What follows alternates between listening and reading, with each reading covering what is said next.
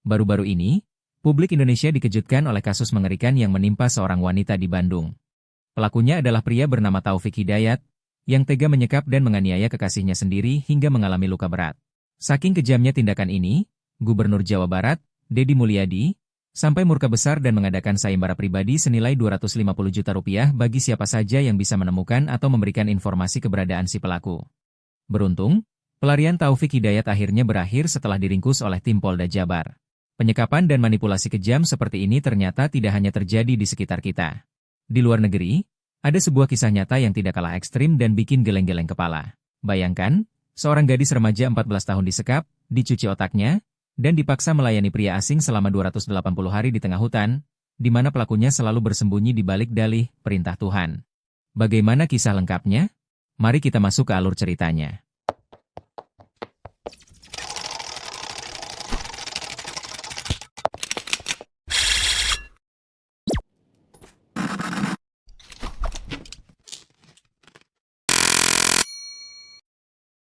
I am Elizabeth Smart.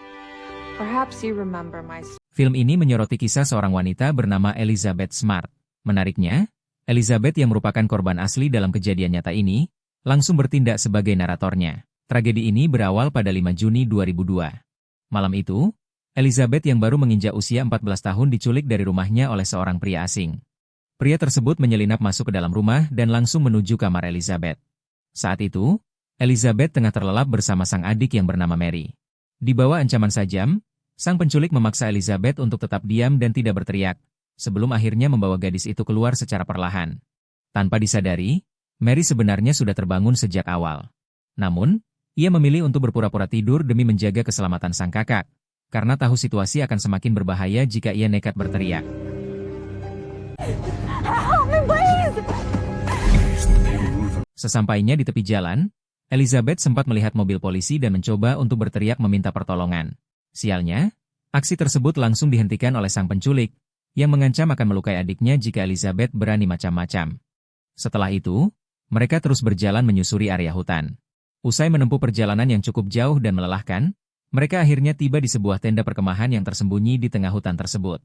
Di lokasi tersebut, Elizabeth disambut oleh seorang wanita bernama Wanda, yang ternyata merupakan istri dari sang penculik. Wanda kemudian membawanya masuk ke dalam tenda dan memerintahkan Elizabeth untuk menanggalkan seluruh pakaiannya. Elizabeth juga dipaksa untuk mengenakan jubah putih, serupa dengan pakaian yang dikenakan oleh pasangan tersebut. Meski awalnya sempat menolak dan berusaha mempertahankan pakaian dalamnya, Elizabeth tidak berdaya karena terus mendapat tekanan dan paksaan dari mereka. Take off your underwear. The celestial marriage. Setelah pakaiannya diganti, Wanda beranjak keluar dari tenda. Tak lama berselang, giliran pria tersebut yang masuk dan mulai memaksa Elizabeth untuk melayani dirinya. Dengan dalih manipulatif, pria itu mengeklaim bahwa Elizabeth telah disegel untuk dirinya baik di dunia maupun di akhirat, serta menyebut bahwa malam itu adalah takdir pernikahan mereka. Elizabeth tentu saja menolak keras. Ia membela diri dengan mengatakan bahwa ia masih sangat kecil dan bahkan belum mengalami datang bulan. Sayangnya, sang penculik sama sekali tidak peduli. Ia tetap memaksakan kehendaknya hingga membuat Elizabeth yang tak berdaya hanya bisa pasrah dalam kepedihan. Protect myself. I rolled onto my stomach.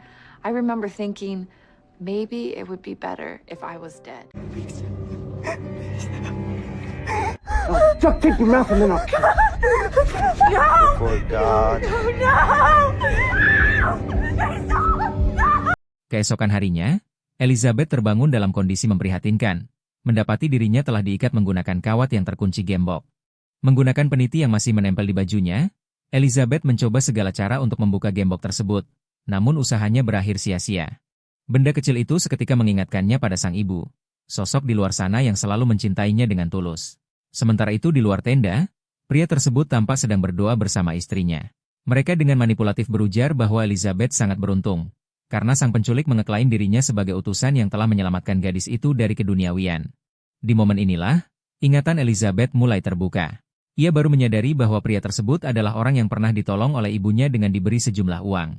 Tak hanya itu, ayah Elizabeth bahkan sempat memberikan pekerjaan kepada pria tersebut.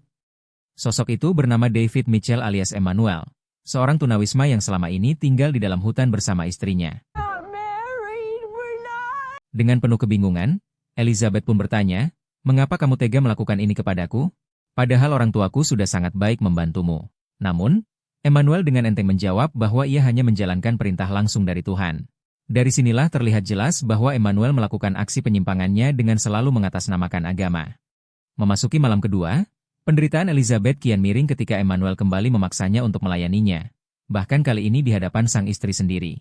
Keesokan harinya, dalam kondisi yang masih terikat dan tak berdaya, Elizabeth terus-menerus dicekoki dengan pemahaman sesat oleh Emmanuel. Pria itu selalu menggunakan dalih manipulatif bahwa segala tindakan kejamnya merupakan perintah langsung dari Tuhan. Memasuki hari ketiga, ingatan tentang keluarga yang begitu menyayanginya terus membayangi pikiran Elizabeth. Ia menyadari bahwa jika dirinya menyerah pada keadaan sekarang, kesempatan untuk bisa berkumpul kembali dengan orang-orang tercinta akan sirna selamanya. Demi bertahan hidup, Elizabeth akhirnya menyusun strategi dengan berpura-pura bersikap baik dan patuh di hadapan kedua penculiknya. Di momen ini, Wanda sempat bercerita bahwa ia menerima perintah spiritual untuk mengabdi sepenuhnya kepada Emmanuel. Ia bahkan mengeklaim bahwa segala tindakan kejam Emmanuel bukanlah sebuah kejahatan, melainkan kehendak Tuhan. Ketika hidangan siap, Elizabeth yang sudah dirundung rasa lapar yang hebat langsung bergegas mengambil makanan. Namun, aksinya itu dihentikan oleh Emmanuel yang malah menceramahinya, menegaskan bahwa Elizabeth dilarang keras menyentuh makanan sebelum ia selesai memberikan pemberkatan. Di tengah ritual doa mereka, tiba-tiba terdengar lamat-lamat suara seseorang di kejauhan yang sedang menyerukan nama Elizabeth. Secercah harapan sempat muncul dan membuat Elizabeth sangat gembira. Namun Emmanuel dengan cepat melayangkan ancaman keji. Jika Elizabeth berani bersuara, maka seluruh anggota keluarganya akan dihabisi tanpa ampun. Elizabeth! If anyone steps foot in this camp, I will kill them. We'll take that knife and slit his throat open. Menginjak hari keempat, kondisi mental Elizabeth mulai goyah dan ia tampak linglung karena didera rasa pesimis yang mendalam. Di tengah keputusasaan itu, suara baling-baling helikopter polisi yang sedang melakukan pencarian mendadak terdengar di atas mereka. Secara refleks, Elizabeth berteriak sembari melambaikan tangannya ke langit. Panik melihat aksi tersebut, Emmanuel langsung membekap mulut Elizabeth dengan kasar dan menyeretnya kembali masuk ke dalam tenda. Waktu pun terus bergulir. Di hari-hari berikutnya, Elizabeth tidak memiliki pilihan selain pasrah dan menuruti setiap instruksi dari kedua penculiknya. Di tengah penderitaan itu, ia selalu mengalihkan pikirannya pada memori-memori indah saat dirinya merasa bahagia dan dicintai oleh keluarganya. Emmanuel yang menyadari perubahan raut wajah Elizabeth yang tampak murung langsung membentaknya dengan keras. Lagi-lagi, pria itu melayangkan ancaman keji bahwa ia akan menghabisi seluruh anggota keluarga Elizabeth jika gadis itu masih berani memikirkan mereka. Dirundung ketakutan mendalam bahwa ancaman tersebut bisa menjadi kenyataan, Elizabeth akhirnya meminta maaf dan berjanji akan menuruti apapun kemauan Emmanuel. Sikap tak berdaya ini pun langsung dimanfaatkan oleh Emmanuel untuk kembali melancarkan aksi penyimpangannya terhadap Elizabeth. Usai melancarkan aksinya, Emmanuel melangkah keluar dari tenda. Di luar, ia mendapati Wanda yang dirundung api cemburu. Rupanya sejak kehadiran Elizabeth, Wanda merasa diabaikan dan tidak pernah lagi mendapatkan perhatian dari suaminya. Hey. The Lord's spoken. Karena menilai Elizabeth kini sudah sepenuhnya patuh, Emmanuel akhirnya bersedia membuka gembok yang mengikat gadis itu. Ia kemudian membawa Elizabeth keluar untuk mengambil pasokan air di sungai karena stok minuman mereka di camp telah habis. Setelah menempuh perjalanan yang cukup jauh dan melelahkan, mereka akhirnya tiba di tepi sungai. Namun, akibat kondisi fisik yang terkuras habis ditambah belum menyentuh makanan seharian, tubuh Elizabeth sempat lunglai dan kehilangan energinya. Beberapa waktu berselang, Emmanuel memutuskan pergi ke kota untuk berburu persediaan logistik, meninggalkan Elizabeth dan Wanda berdua di dalam tenda. Saat kembali, Emmanuel membawa beberapa bekal makanan beserta sebuah selebaran pengumuman tentang hilangnya Elizabeth yang sedang marak beredar. Every lamppost, posters of her ass. Tidak hanya membawa makanan, Emmanuel ternyata juga membawa beberapa botol minuman dan memaksa Elizabeth untuk menegaknya. Terjebak dalam situasi sulit dan diancam tidak akan diberi jatah makan jika menolak, Elizabeth terpaksa menuruti perintah tersebut dengan berat hati.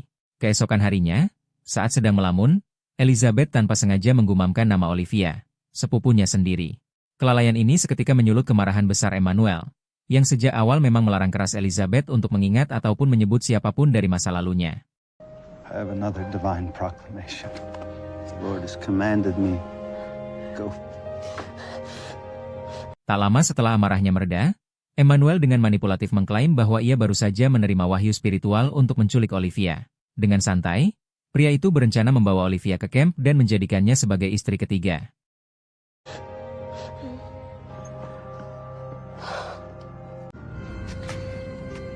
Sepanjang malam, Elizabeth tidak henti-hentinya memanjatkan doa demi keselamatan sepupunya.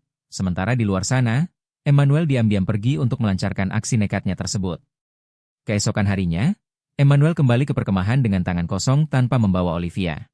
Ia bercerita bahwa saat menyelinap ke rumah target, ia tidak sengaja menyenggol dan menjatuhkan vas bunga hingga membuat seisi rumah terbangun. Karena aksinya terpergok, ia terpaksa melarikan diri. Namun lagi-lagi, Emmanuel menyalahgunakan tameng agama demi menutupi kegagalannya. Ia berdalih kepada Elizabeth bahwa Tuhan telah mengubah perintahnya dan membatalkan rencana untuk memberikan Olivia kepadanya. Malam harinya, ketika pasangan suami istri penculik itu tengah mabuk berat akibat pengaruh minuman keras, Elizabeth mencoba memanfaatkan kelengahan mereka untuk kabur. Sialnya, pergerakan Elizabeth disadari oleh Emmanuel. Aksi pelarian itu gagal total, dan Elizabeth langsung diseret kembali ke dalam tenda secara kasar.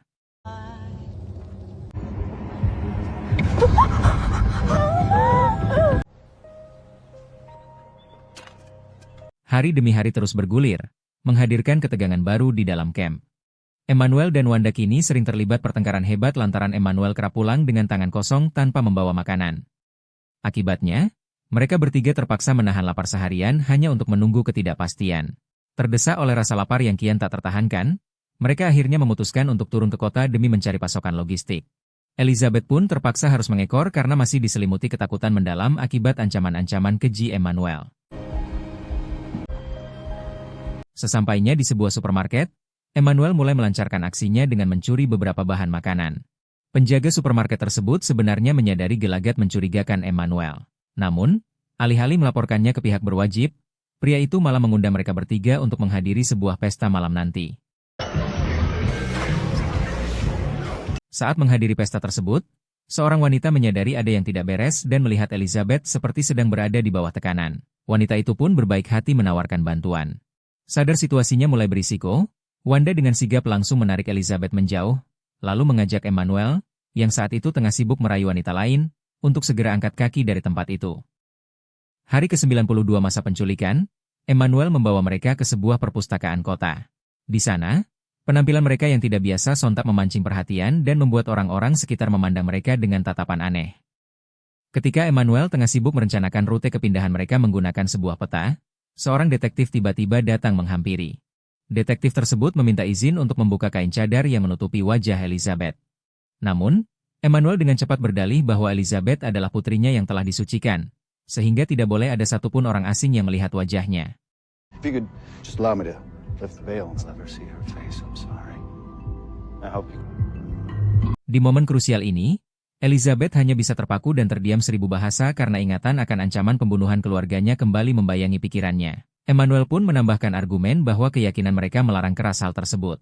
Setelah perdebatan yang cukup alot, sang detektif akhirnya memilih untuk menghormati alasan tersebut dan melangkah pergi begitu saja. Hari ke-97, mereka memutuskan untuk berpindah ke California dengan menggunakan bus. Langkah ini seketika mengikis harapan Elizabeth untuk bisa pulang.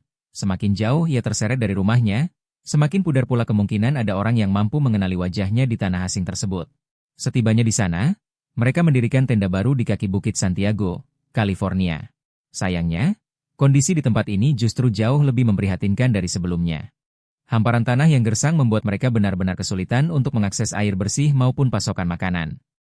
Ketika malam Natal tiba, mereka terpaksa turun ke kota. Ironisnya, perjalanan kali ini hanya demi mengharapkan belas kasihan dari orang-orang asing yang sudi mengulurkan sedikit makanan untuk mereka bertahan hidup.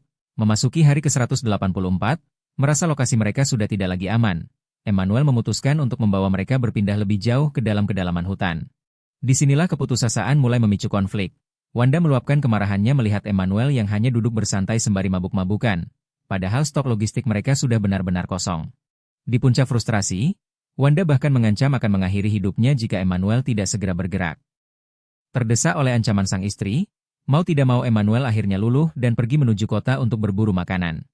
Waktu terus berjalan hingga memasuki hari ke-196. Namun Emmanuel belum juga menampakkan batang hidungnya, meninggalkan Elizabeth dan Wanda yang mulai didera kelaparan hebat. Memasuki hari ke-199, yang menandai minggu kedua sejak kepergian Emmanuel, situasi kian kritis. Bukan hanya makanan yang habis, kini pasokan air pun tidak ada. Kondisi ekstrim ini nyaris merenggut nyawa mereka berdua akibat dehidrasi dan kelaparan. Di titik nadir ini, Elizabeth sempat mengubur dalam-dalam harapannya untuk bisa selamat. Namun, keajaiban justru datang dari pikirannya sendiri. Memori tentang kehangatan keluarga, canda tawa, serta kasih sayang tulus dari orang-orang yang mencintainya, menjadi satu-satunya bahan bakar yang menjaga detak jantung dan jiwanya tetap bertahan hingga detik ini. Keesokan harinya, Emmanuel akhirnya kembali dari kota. Ia berdalih bahwa pihak kepolisian sempat meringkus dan menjebloskannya ke dalam penjara selama 7 hari karena terpergok mencuri makanan. Waktu terus bergulir hingga 9 bulan lamanya semenjak tragedi penculikan dimulai. Suatu hari, Emmanuel kembali mengeklaim mendapat perintah spiritual untuk berpindah ke lokasi baru yang lebih terpencil. Di titik ini, Elizabeth sudah sepenuhnya sadar bahwa segala dalih keagamaan tersebut hanyalah bualan dan doktrin fiktif yang diciptakan oleh Emmanuel sendiri. Guna menyelamatkan dirinya, Elizabeth mulai menyusun strategi dengan mengikuti alur berpikir sang penculik. Ia mencoba membujuk Emmanuel agar mereka bersedia kembali ke kota asal tempat ia diculik. Dengan cerdas, Elizabeth beralasan bahwa di kota tersebut pasokan makanan jauh lebih melimpah, dan meyakinkan Emmanuel bahwa Tuhan pasti akan lebih meridai langkah mereka. Upaya Elizabeth membuahkan hasil setelah Wanda turut membantu meyakinkan suaminya. Emmanuel pun akhirnya luluh dan menyetujui rencana tersebut, dengan syarat mereka harus mengubah penampilan dan melakukan penyamaran. Mereka kemudian memulai perjalanan panjang menuju Utah dengan cara menumpang dari satu kendaraan ke kendaraan lain. Tepat pada hari ke-280 masa penawanan, mereka akhirnya tiba di kota tujuan. Sebelum memutuskan masuk kembali ke area hutan, mereka menyempatkan diri mampir ke sebuah pusat perbelanjaan untuk mencari pakaian dan makanan. Di sana, pandangan Elizabeth sempat tertuju pada sebuah poster pencarian anak hilang, namun ia tidak menemukan foto dirinya terpasang di sana. Melihat hal itu, Emmanuel berbisik dengan nada mengintimidasi, "Jika dunia sudah melupakanmu, maka mulai detik ini kamu adalah milikku selamanya." Namun, garis takdir berkata lain. Tepat saat mereka melangkah keluar dari pusat perbelanjaan, sebuah mobil polisi tiba-tiba datang dan langsung menghadang langkah mereka. What's your name? Petugas yang menaruh curiga segera menginterogasi mereka. Awalnya Elizabeth sempat ragu dan ketakutan untuk menjawab. Namun, berkat pendekatan polisi yang terus meyakinkan serta menjamin keselamatannya, Elizabeth akhirnya mengumpulkan seluruh keberaniannya dan menegaskan bahwa dirinya adalah Elizabeth Smart. Di saat yang sama, pihak berwajib langsung bergerak cepat mengamankan Emmanuel dan Wanda. Serasa berada di dalam mimpi, Elizabeth seolah masih tidak percaya bahwa dirinya kini telah benar-benar bebas dari cengkeraman sang penculik. Setelah 9 bulan terjebak dalam kegelapan, Elizabeth akhirnya resmi kembali ke pelukan hangat keluarganya. Atas tindakan keji yang mereka lakukan, proses hukum pun berjalan adil. David Mitchell alias Emmanuel dijatuhi hukuman penjara 2 kali seumur hidup tanpa hak pembebasan bersyarat. Sementara sang istri, Wanda, divonis hukuman 15 tahun penjara. Di film ini kita lihat bagaimana si Emmanuel menggunakan dalih, wahyu Tuhan, dan tameng agama cuma buat memuaskan nafsu dan kejahatan pribadinya. Sama kayak beberapa kasus kriminal di sekitar kita, termasuk yang di Bandung kemarin, pelaku seringkali memanfaatkan status, kedekatan, atau topeng manipulasi biar korbannya nggak curiga. Ingat, penjahat zaman sekarang itu pinter, mereka nggak pakai topeng maling, tapi pakai topeng orang baik, bahkan ada yang berdasi dan memiliki jabatan tinggi. Jadi, tetaplah skeptis dan waspada, karena kebaikan seseorang itu dinilai dari tindakannya, bukan dari omongannya.